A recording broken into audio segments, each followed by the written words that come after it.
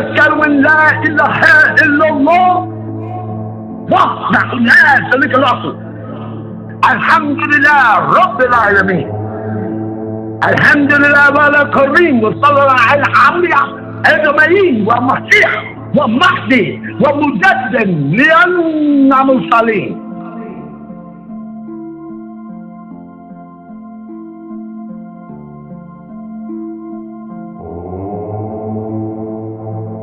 Now we will turn to the drive.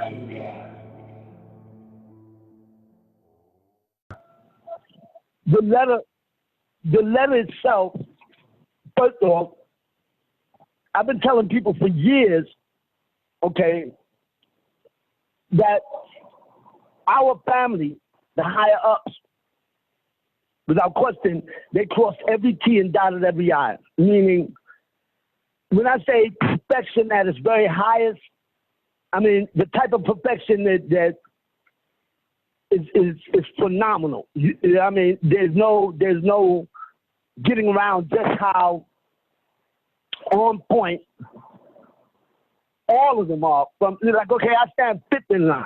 Okay, what do I mean by that? Okay, the Most High Deity, who's that knew himself. Then you have the God men, right? Then you have Tuhuti, right? That's my grandfather. And then you have Baba, and then there's me, right? Now why? Man, when I say the epitome of perfection, loved one, I mean, it's incredible just to see how well our family has loved us and has everything exactly the way it's supposed to be. Like, you know, people oftentimes, if I was to say to people, if they were to ask me what type of God would see us in bondage for 400 years, right? I would say a merciful God. And they couldn't understand that. And I would say that's only because the rule is you have to first serve before you rule. And because we are destined to, at the end of the day, be in very, very high positions of authority, we would not know what it is to properly lead anybody and have slaves ourselves. You follow me? If we hadn't been slaves at one time. Because, you know, in the day when the servant shall be unto their brethren, you get my drift. You follow me? Yes. In that day, I might say to the right, get over there and fix me a sandwich. But then at the same time, I'm allowed to say, but while you're over there, fix yourself one. Or better yet, sit down. I'll fix us both one. You follow that? Yes, I do. See, because we know what it is to be a slave. Where had that not occurred, you follow this? We should only dictate it and become just as bad as they are.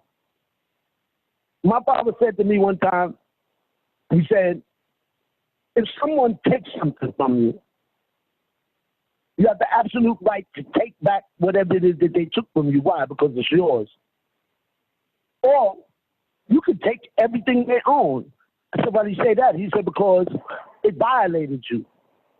Or you can choose to not take anything at all. And he asked me, how would you choose? So I knew if I answered him right away, you would know that I hadn't given any real thought to it. Mm-hmm. So I thought, and after about a 3-day time period, I went back to him and I said, you know, I like the answer now. And he said, well, what's your answer? I said, I would choose not to take anything at all.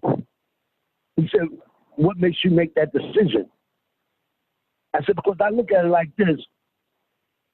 Why should I become the very thing that I despise? It doesn't give me, I mean, like, in other words, all I would do is be lowering.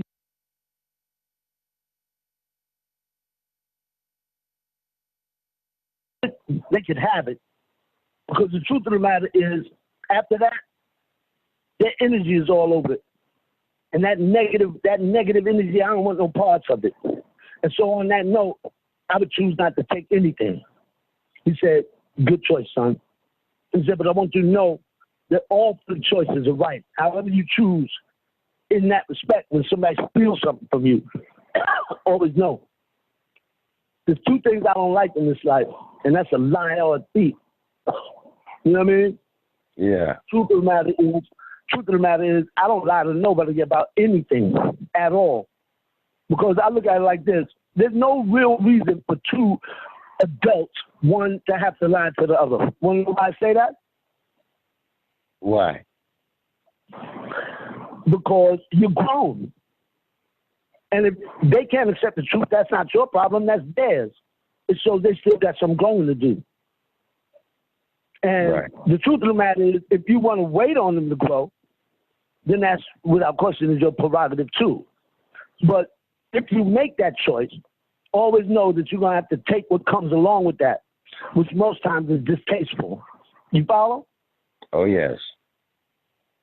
So, you know, I don't lie to anyone. I look at it like there's no real reason to lie.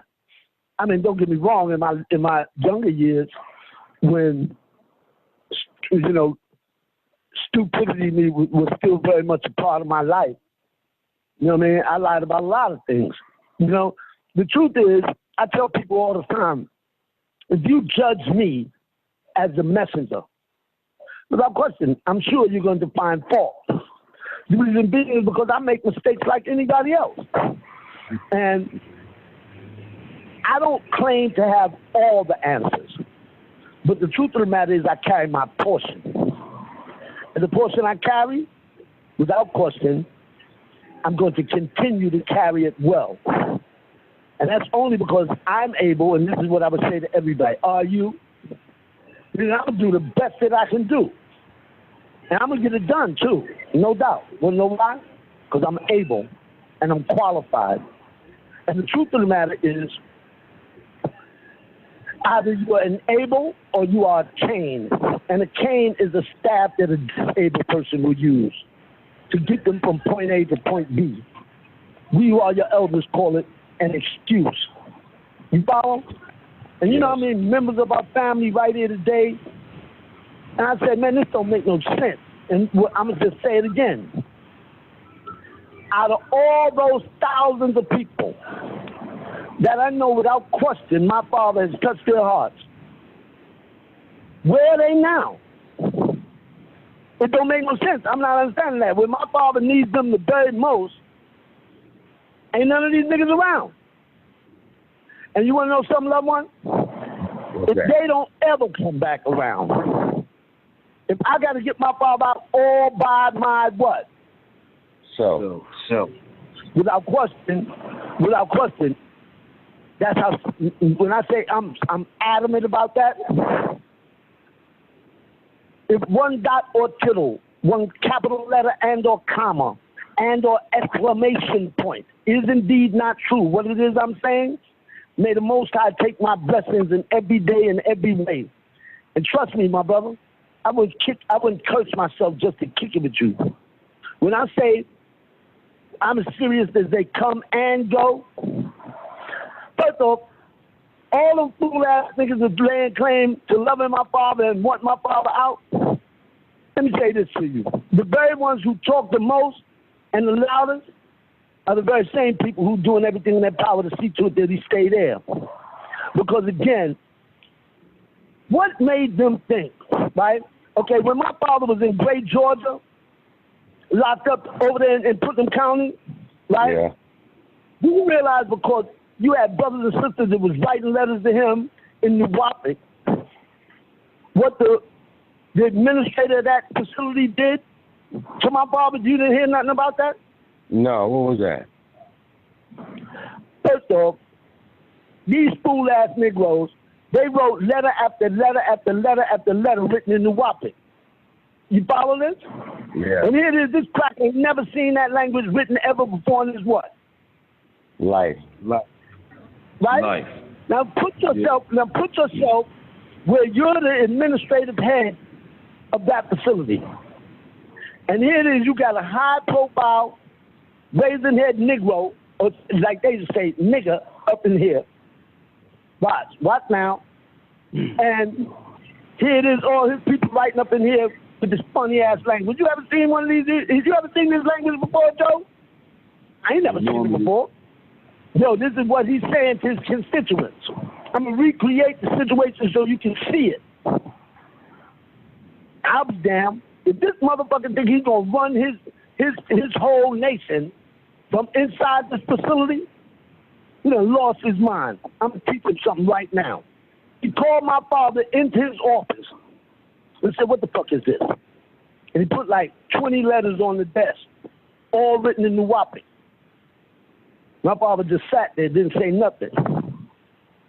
He said, "Man, let me tell you something.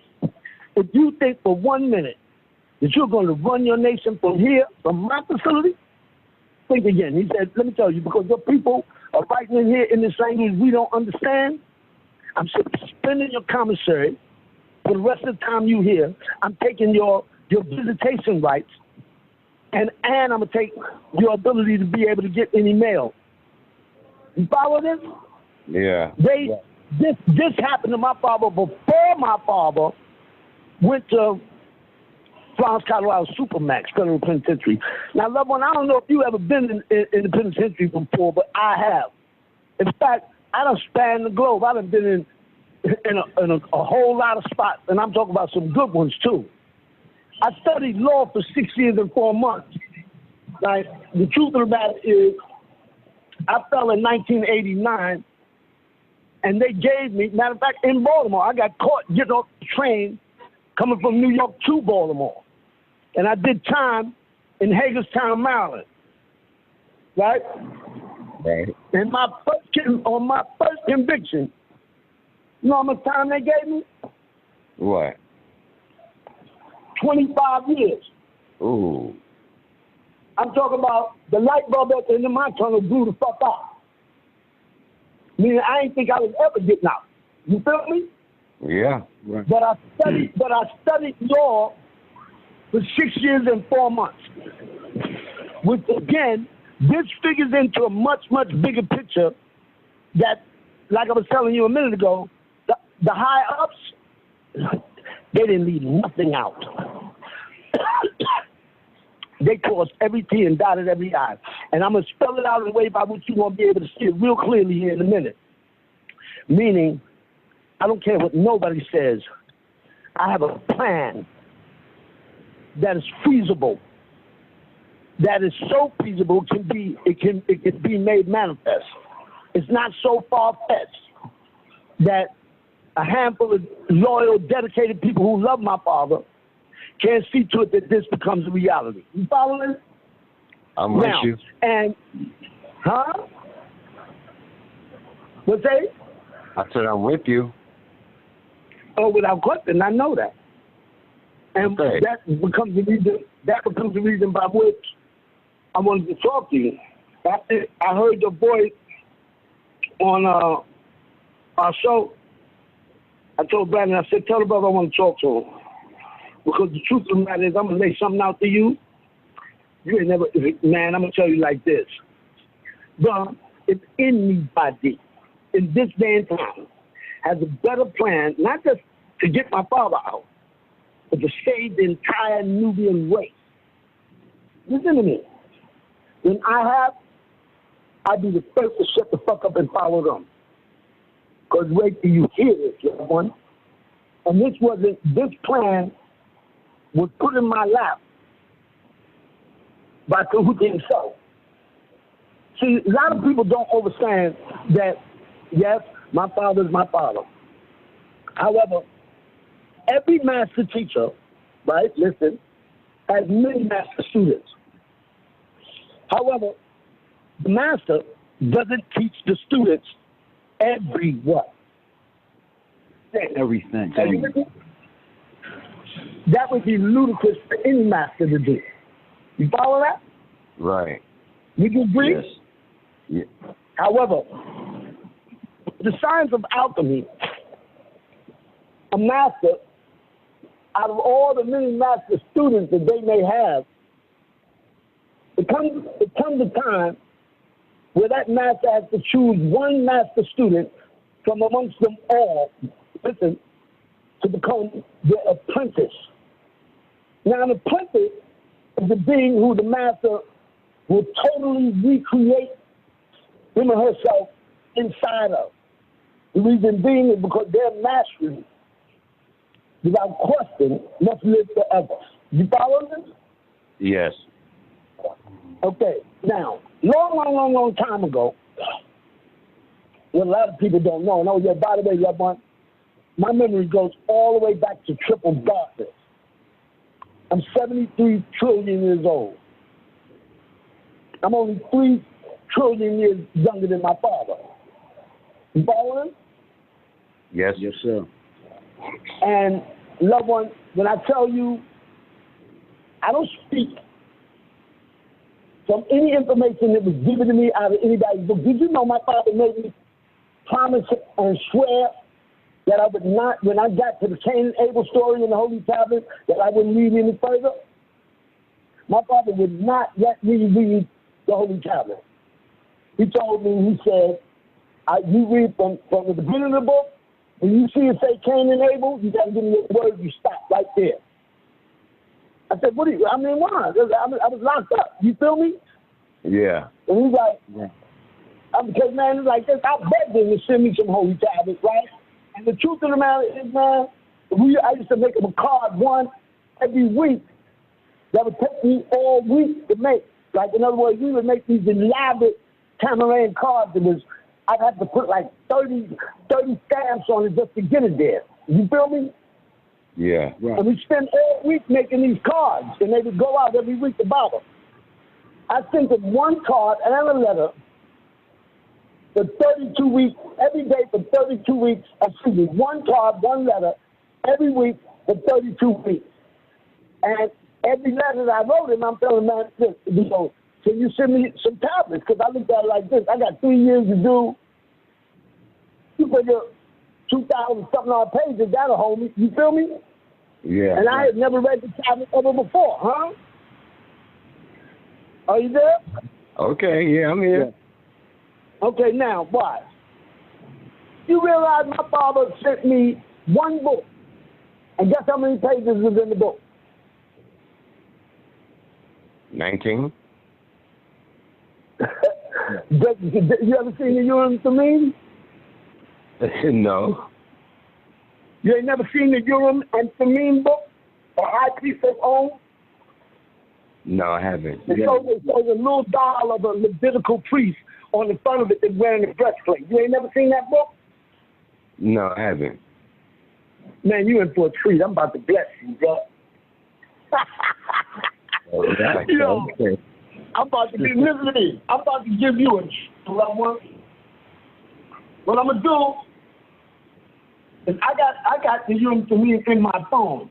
Like a couple of brothers had copied the pages and sent them to me, right? Because I was talking about this quite some time ago. First off, let me tell you what the Urim Thummim is.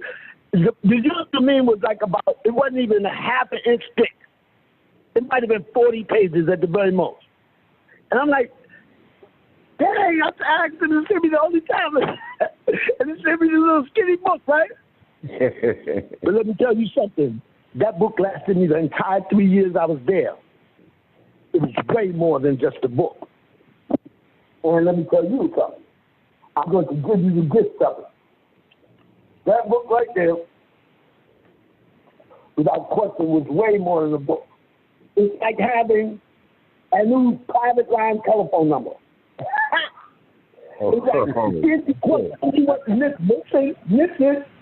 I'm talking about any question you want to ask of Anu himself. Let me tell you something. I will stake my life on the accuracy of these readings. You talk about some phenomenal shit. Well, let me tell you something, what it's about.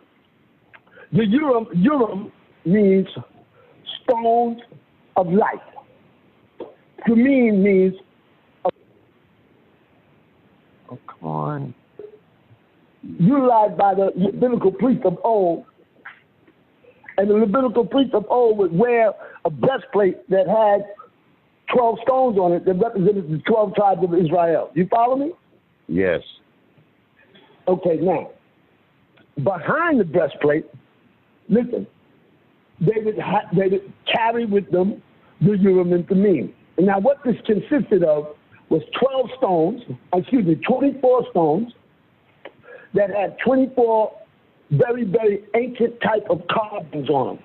Like when you look at Milwaukee, oh yeah, getting back to what I was saying, I'm glad I spoke on this because I'm going to finish about what happened with this and how I can prove this thing with the civilian name. Now let me explain. Remind me when I finish telling you about the civilian thing, right? And to get back to this gift I'm gonna give you, because I'm gonna see to it that I send you the pages, and I'm gonna hit you on to how you use it. Wait till you check it for yourself. You're gonna be like, whoa, this is the bomb. Okay. Listen, when I give you the Urim Thummim, love, when I'm giving you, I'm talking about one of the most beautiful jewels I've ever been given by my father the entire time I've been on this blue rock in this life. You follow me?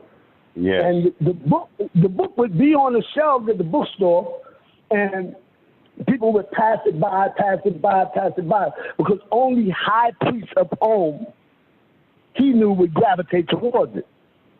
Now, someone, when I tell you this thing do its thing, I'm not just playing the radio. You be the judge of it for yourself. I guarantee you, when you check it, you're gonna call me back. You're gonna be like, yo, this thing is the. I'm be like, you're gonna be like, thank you. I'm be like, no, thank you. Well, give me opportunity. Well, give me opportunity to give you something nice. You feel me? Yes, I do. Huh? Yes, I do. I love you, man. I love you too, and brother. Welcome home. Welcome home. Thank you so much. No, thank you, man. Thank you for giving me the opportunity to do what I was sent there to do. Oh, man. You don't know how this feels right now. You're not understanding where this is going to go. Meaning, I'm going to pull you in real close. You'll see. Okay. All right. I'm with you. I'm with you all the way. See, because let me say this right now. I said to everybody, I don't want no disciples in this life. You want to know why? Why? Because my disciples are still trying to decipher everything that I said 2,000 years ago. And the truth of the matter is, the people who will be closest to me, you want to know what I'm going to call them? What? My disciplined. Because who wants anybody to be that close? I don't want nobody to be that close to me, listen, and be void of discipline. Meaning beings who mean what they say and say what they what? Mean. What they mean. To the point that I don't have to second guess them. You see? Right. Like my father don't have to second guess me. You know how many times my father told me to do things that I didn't understand at all? I'm talking about, he would have me, listen to me. He would have me do things, tell me to do things that didn't make sense to me at what? All. I'm like, man, why you got me doing this? This don't make no sense at all, Bobby. He'd be like this. He would look me straight in the face and say, are you going to do it or you ain't? Now what you going to do? And then he look at me real, like, straight in the face, and loved one, I'd be shook, right? Because I'm saying, damn, he know how much I love him, you know what I mean? Yeah. And, man, let me tell you something. He look at me and be like, are you going to do it or you ain't? What you going to do? And I would just sit there, I'd stand there, and I'd be like, all right, right? You know what I mean? And then I'd go do it, right? And let me tell you something. Some of the stupidest shit. Man, but when he would tell it to me, it would make no sense. And then 6 months later, I'd be like, oh, shit. That's why that nigga told me to do that. You feel me? Yeah. And I'm going to tell you like this. I ain't never once seen my father wrong. Not one time. And so it got to the point where I don't even question him no more. Nigga tell me to do something for you, he get it all the way out of his mouth. I'm like, ha, when you want me to come down? Want me to do it on my pinky toe? And response time is everything. I tell those OSOICE all the time, slow responses are a form of disrespect. Right. And not only are they a form of disrespect, they're also, listen, it shows a slow mind. And see, loved one, you can't share my company. Nobody shares my company and doesn't walk away the better because of it.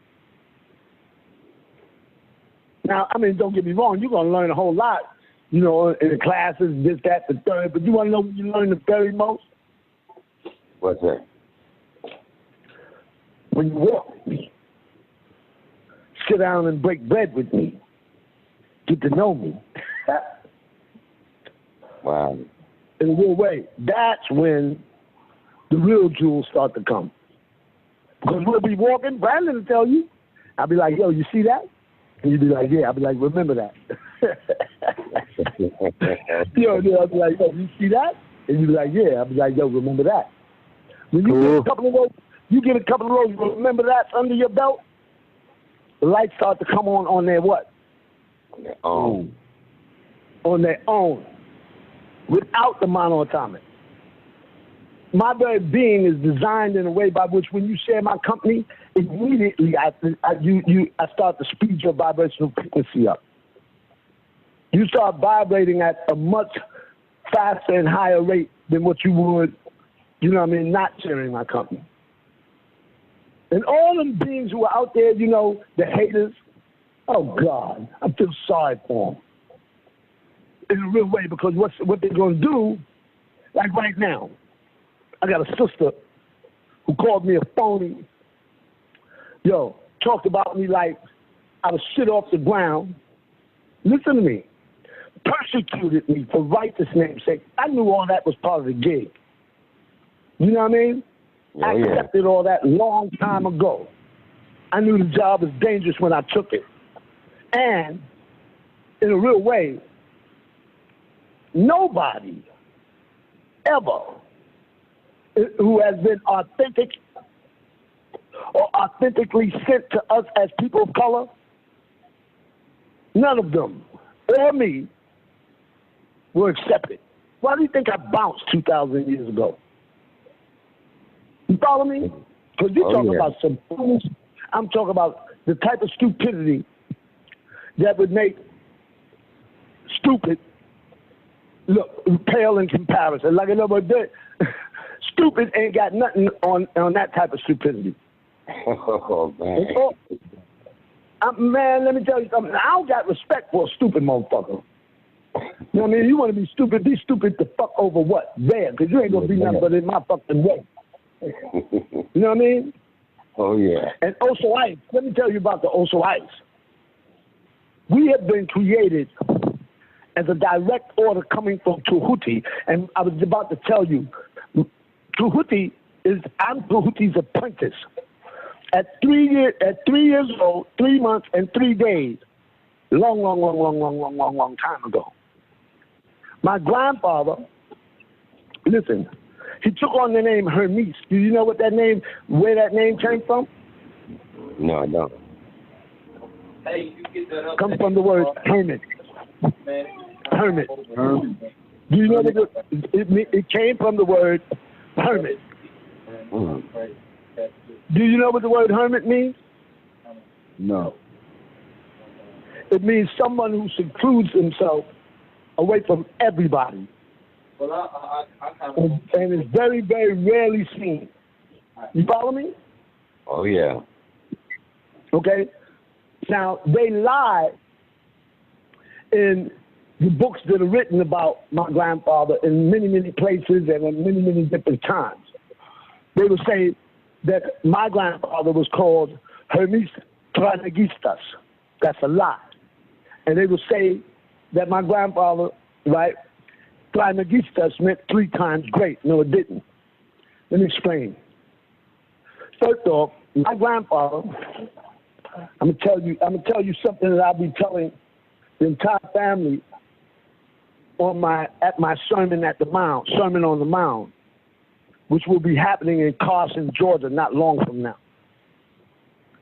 It's a beautiful place too, man. Oh my God, the place is fat.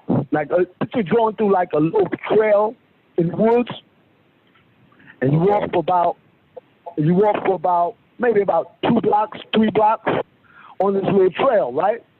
Right. And then when you get to the end of the trail, it opens up in a place as far as the eye can see. You see all these mounds. I'm talking about mounds, bro.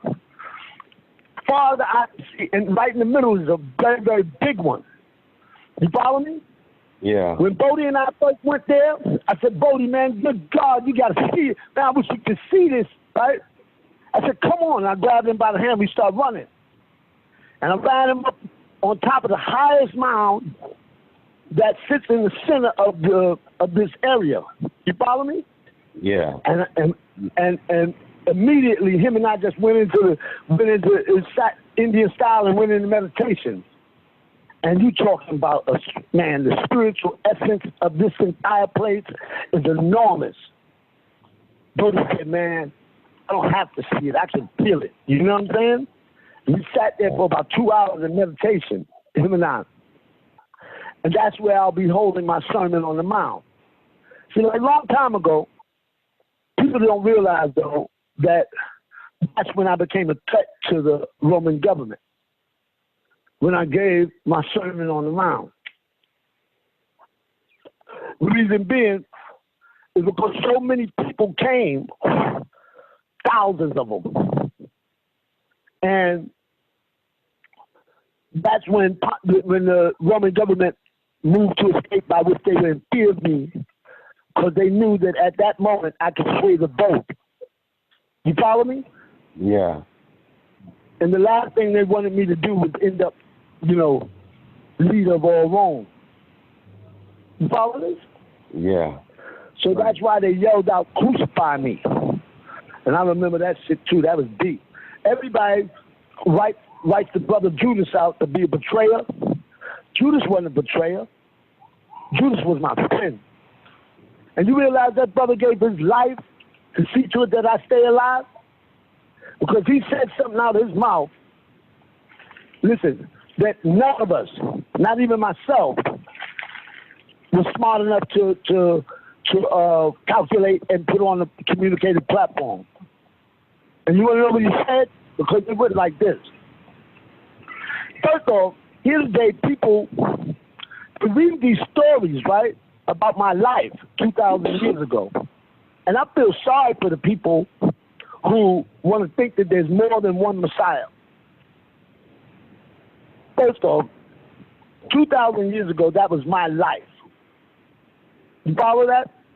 Yeah, without question, when I said, it is expedient that I leave you, because if I don't leave you, they misquoted me. They said that I said the Comforter would not come. That's not what I said. I said comfort will not come your way. The reason being is because growth is not promoted through a state of comfort. Growth is promoted through a state of discomfort. So what I was saying to all of them, as long as I'm with you, I'm going to make all y'all real uncomfortable. Because I'm going to keep telling y'all about the stupid shit y'all doing. You see? And about your inability to follow orders. You see? Yeah, I mean, the worst person in the world you could ever want to deal with is one that you say, yo, bro, check this out. Go to the store. I want you to buy a can of, a jar of Prego spaghetti sauce. I want you to buy some turkey hamburger meat, right? And I want you to, get the spaghetti noodles and come on back. We're going to make a pot of spaghetti. The worst person in the world is the one who, number one, takes all day to go and then comes back with all the wrong things. You see? Yeah. Or doesn't come back at what? At all. At all. You follow me? That is the type of insubordination that long time ago people don't realize that that's what I was dealing with. In a real way. And I had some real characters. I mean, there was a whole lot of clowns in that circus. And you know what you do with a clown, right? Do you know what you do with a clown? What's that? What's that?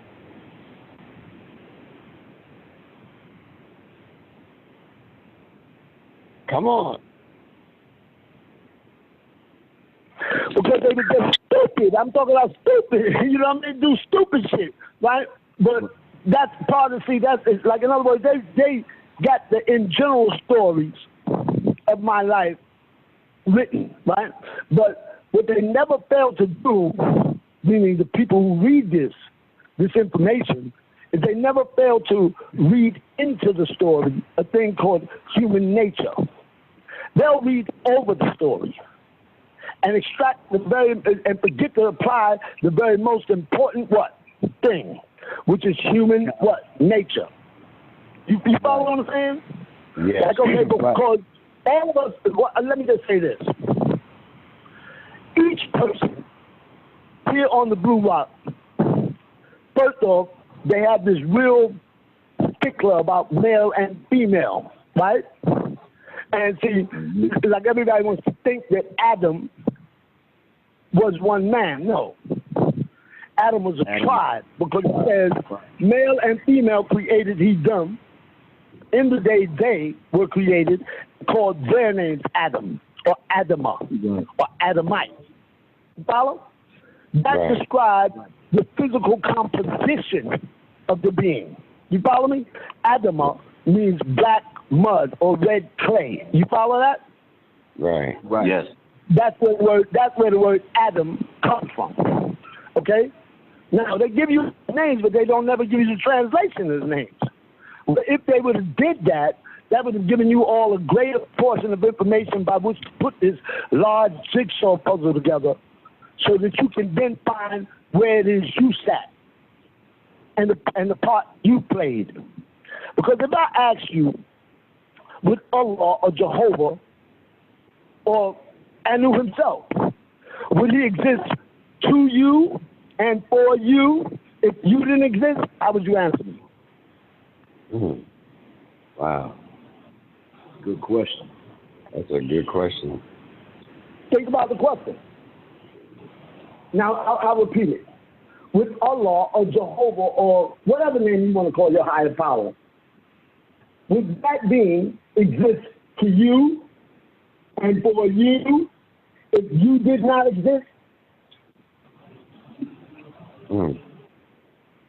I don't know how to answer that. I'm not even going to try right now because I don't know. It's simple. It's simple. Nothing would exist to you and for you if you didn't exist, correct? Right. Right. So where does it all start? It starts with you.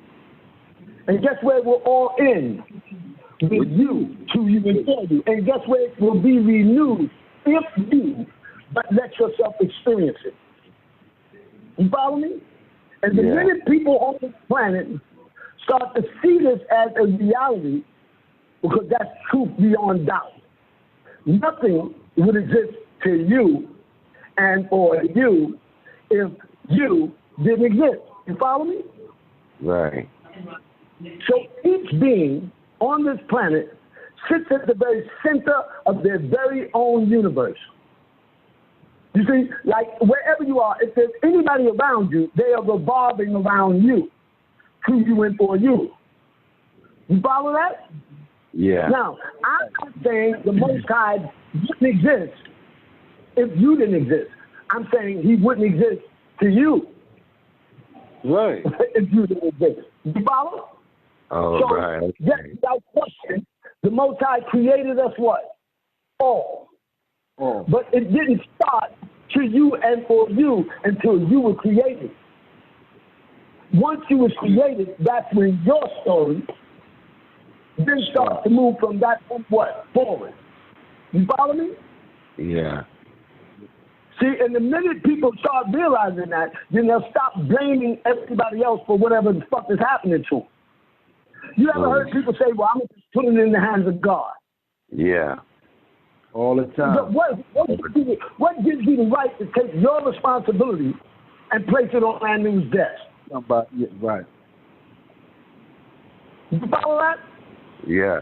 I don't know about anybody else. I had an auntie when I was locked up that every month my money order would be there.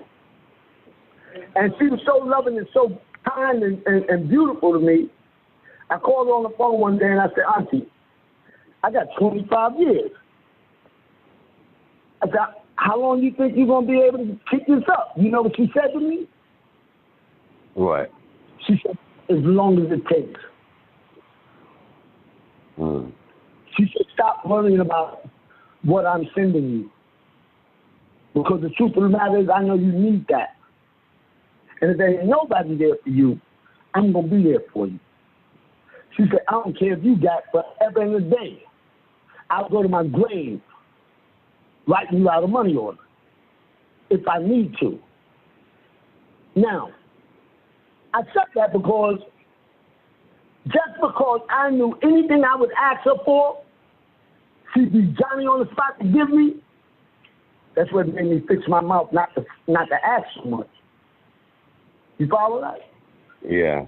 Because when I say I have love and respect for her, when I know anything if I ask for it, she's going to move heaven and earth to see to it that I have what I'm asking for. And because I knew that, then that made me love her back enough to the point that I wouldn't ask very often. Because I knew that to ask all the time would be to take advantage of a love that I shouldn't be taking advantage of. Now, I said that because I'm drawing a correlation and or a parallel without even using parables at this particular moment. Because there's been many times that I've spoken ways by which, check this out, just like Baba. They wouldn't understand it until 6 months later. And then it dawned on them what I was talking about. In fact, like right here today, I've had many people try to challenge me. I had one fool tell me, I'm just as much a God as you are. I said, no, you're not. He said, yes, I am. I said, no, you're not. I said, you are only God by the things I'm giving you out my mouth. If you choose to take what I'm saying and put it into motion. But other than that, all these people, like in the Milwaukee Nation, who lay claim to being gods and goddesses, they're not gods and goddesses. They're a bunch of mortals, listen, who have been given a concept of what it is to be a god by a God who is my Father. And most of them, if not all of them, today have failed to take that concept and to conceptualize it immaculately. You follow what I'm saying? Meaning to make it work for them in their day-to-day lives. Because the one thing that they have forgotten, you want to know what they've forgotten? Compassion. And if you don't have compassion, you don't have nothing. A lot of them brothers and sisters have intellectualized themselves right out the ballpark, where literally they've become, watch this, intellectual dummies. So smart, or think they are, that they look down their noses at the less evolved, which is not right. You follow what I'm saying? Yeah. Yes, sir. But I don't care what nobody says. We was called the Nubian Islamic Hebrew Mission back in the day. By the mere fact that you saw the word Nubian there, that means that every Nubian counts. And I was in the bookstore on Edgewood Avenue in Atlanta, and a crackhead ran into the class. Listen to this. Scared out of his mind, seeing things that wasn't there. But the reality of it is, to him and for him, that was his reality. Those things, whatever they may have been, that he was seeing, were real to him. You follow this? Yes, sir. And you want to know what our brothers do? I'm going to show you what our brothers did. Instead of bringing the brother in, forgetting that we were called the Nubian Islamic Hebrew Mission, which included every Nubian man and woman, be you a crackhead, a piss pot, I don't give a fuck. Just like Baba said, I got a right to lay claim to what the Honorable Elijah Muhammad said in his book called Message to the Black Man. Right. He said, because I'm black, right? So who's the message Exactly. to? So on that note, I got just as much right as any other black man to lay claim to whatever it was that the Honorable Elijah Muhammad said in that book. But people don't see that. Okay, so let me tell you, brother man in there, scared to death. And instead of brothers having the compassion enough to say, wait a minute, this brother's a Nubian. Instead, they saw him as a crackhead, and you want to know what they did to him? Instead of making him feel safe and letting him know ain't nobody gonna fuck with him as long as he's in that store, they beat on the brother. What? And I had to stop. Yeah. They put hands on the brother, man. To the point the brother had to run all the way across the street to seek refuge with the lady who cooked cookies across the street. I said, this ain't a shame, this is a damn shame. And I ain't never forgot. You follow? And that's long before my memory came back. Don't get me wrong. My name was Barakat in the Ansar community. You follow me? It meant one who is blessed abundantly. Now, but let me tell you something. Barakat was just the seedling. You're not dealing with the seedling now. You're dealing with the full-blown blossom, which is a whole nother being. But even in my seedling faith, I had something inside of me that I saw many of our brothers and sisters having forgotten and having set to the side as if this thing was a major thing that they had to maintain and carry with them all the days of their life. And want to know what that was? Yes, sir. Compassion. Compassion. You see? Never mind how they treat me. I don't care that, but look how they treat each other. You follow me? I've accepted with the fact that they're going to call me every type of ill-mannered, negative thing that they can possibly fix their mouths and want to bring. I've expected that, accepted that. I know that's part of the gig. That's part of the job description. But what hurts me, and when I say hurts me, I'm saddened by it extremely to see just how far all of our people have fallen. Don't get me wrong. I might be a significant grain of sand, but still, I'm just a grain of sand on the beach like everybody else. But though I may be a significant grain of sand, the point becomes, what's more important, the significant grain of sand, you the Messiah, or the beach itself? The beach itself. Bingo. So let me say something to you. My people come right after the Most High Himself and the high ups. The very most important thing is my what? People. You follow me? Yes, sir. And I tell them all the time, I'm standing right over there, and you say, hey, Jesus, I wouldn't even turn around. Because I wasn't speaking English 2,000 years ago. I was speaking Hebrew. And see, they took my words and twisted them. Like you read in the book of Matthew, it says, many shall come in my name saying there's Jesus. Believe them not, but they shall deceive many. Now, the way they wrote that, what that did was set everybody up in this damn time to think that anybody who came along saying they was Jesus was a liar and that they shouldn't be trusted. But that's not what I said. I said, many shall come in my name, Yahshua, saying that I, Yahshua, and Jesus believe them not, for they shall deceive many. See the difference? Yeah. You follow that? Yeah, I see it. Yes, sir. Because Jesus wasn't my what? Wasn't my name. Your name, yeah. You follow that? Yes. So I said, many shall come in my name, Yahshua, saying that I, Yahshua, am Jesus. Believe them what? Not. so they shall deceive what? Many. Many.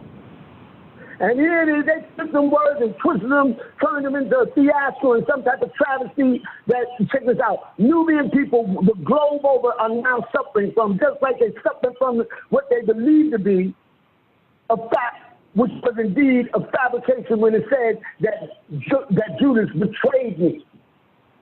Let me tell you something. They read the stories, but they fail to read into the story a thing called human what? Nature. Now, bro, if I cut off your ear, what you feeling?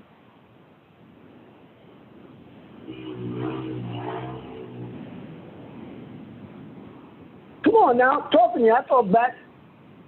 I'm gonna say what you say, Chief? If I cut off your ear, what are you feeling? Pain. Pain. What's coming out your head? Blood. Blood, right?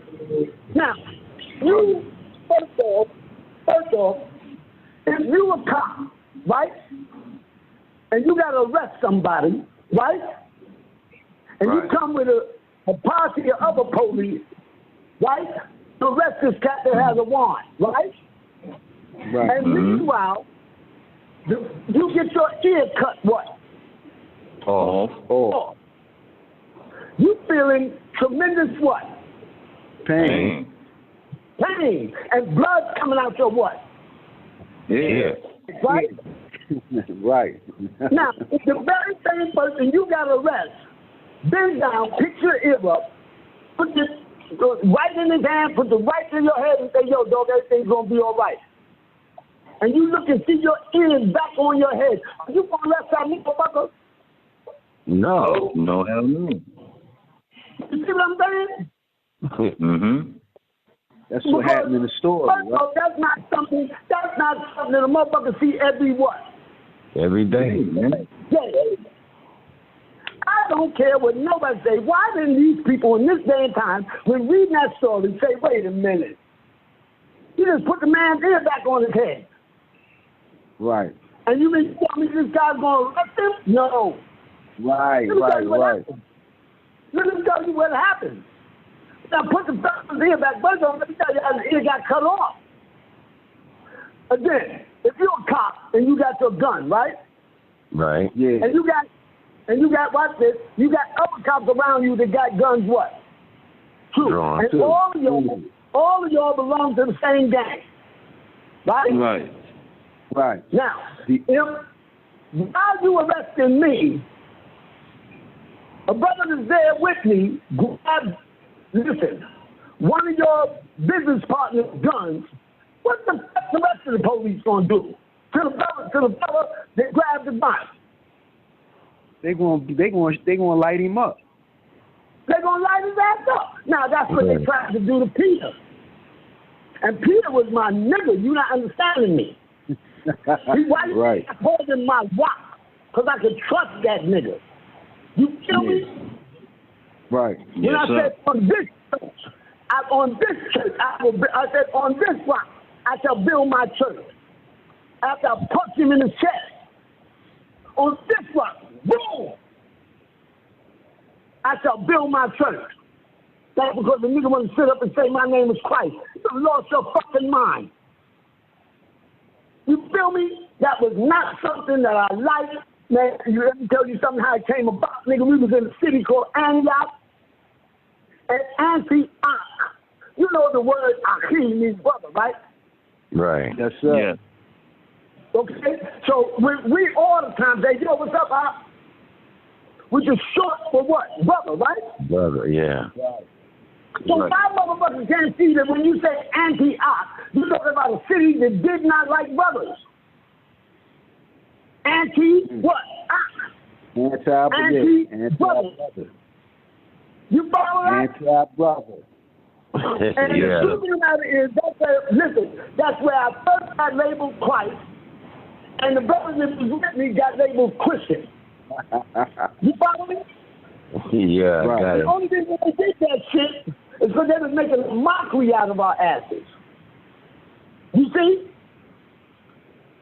Mm-hmm. And in a real way, it wasn't meant to, when they called me Christ and called them Christian, that wasn't something that was meant to be like they were saying something nice. These motherfuckers were making a mockery of us. You feel me? Yeah. Yes, sir. And the truth of the matter is, I asked Peter, I said, who do you say I am? He said, you're living Christ, and I punched him right in the chest. I said, on this one, boom, nigga. And then I turned all the rest of them niggas. I said, any of you niggas ever call me that? That's why I'm going to be punching you in your mouth. You feel me? Yeah. Meanwhile, Peter, okay, the sword in that day was equivalent to the gun in this day. Okay, are you with me? Yeah. Okay? The sword in that day was equivalent to the gun in this day. Okay? Now, that's what people fail to fucking realize. Those police didn't have guns. They had what? Swords. Swords. And if Peter pulled that top sword, what the fuck did the rest of the motherfuckers do with their swords? Tried to put brand his shit. They tried to kill that nigga. And I saved his life. How do you think I got them cuts in my hand? I'm like, no. And I grabbed two of them swords that was destined for his neck and put real cuts on my hand. I'm talking about, nigga, I was fucked up, bleeding. And then this other motherfucker stabbed me in my side. I'm like, you bitch. Wow. Okay, you with me? Yeah. Yeah. Now, watch this.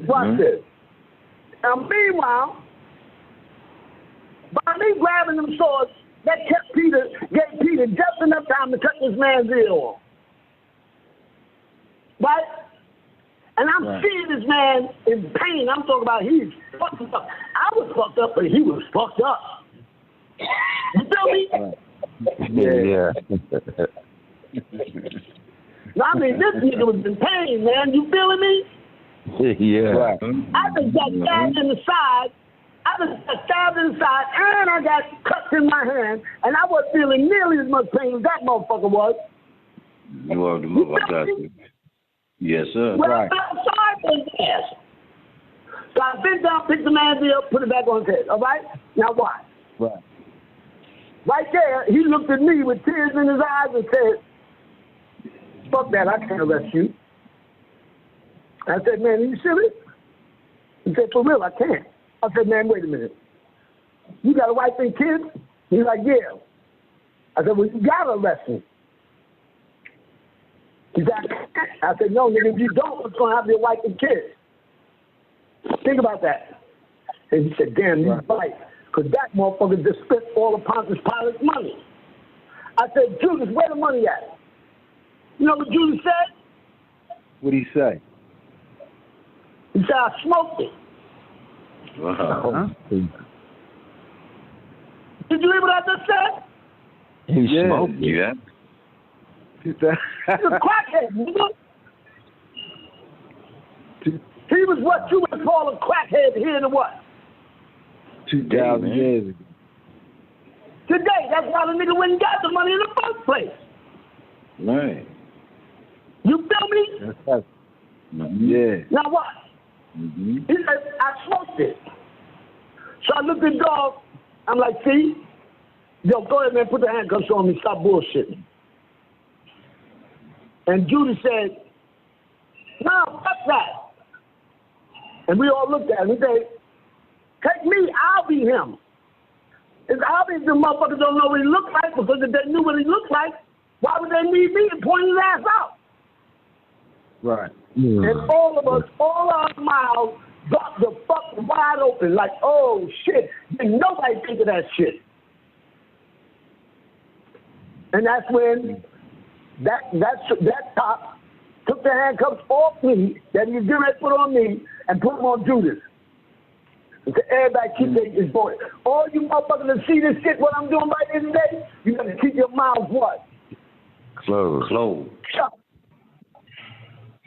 And nigga, then Judas went and suffered under Pontius Pilate. I hid in the garden, scared to what? Death. Nigga, dressed up as a gardener, raking leaves, playing it off. And I was out there for 3 motherfucking days, starving, robbing, touching my back. Then I hear all these motherfuckers running around there, but he rolls on the ground.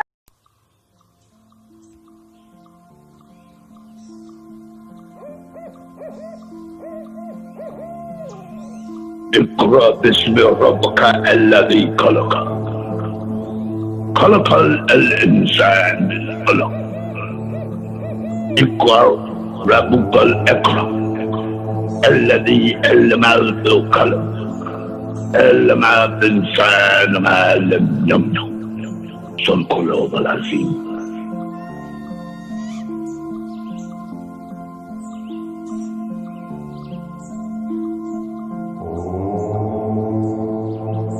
Now we return to the drive.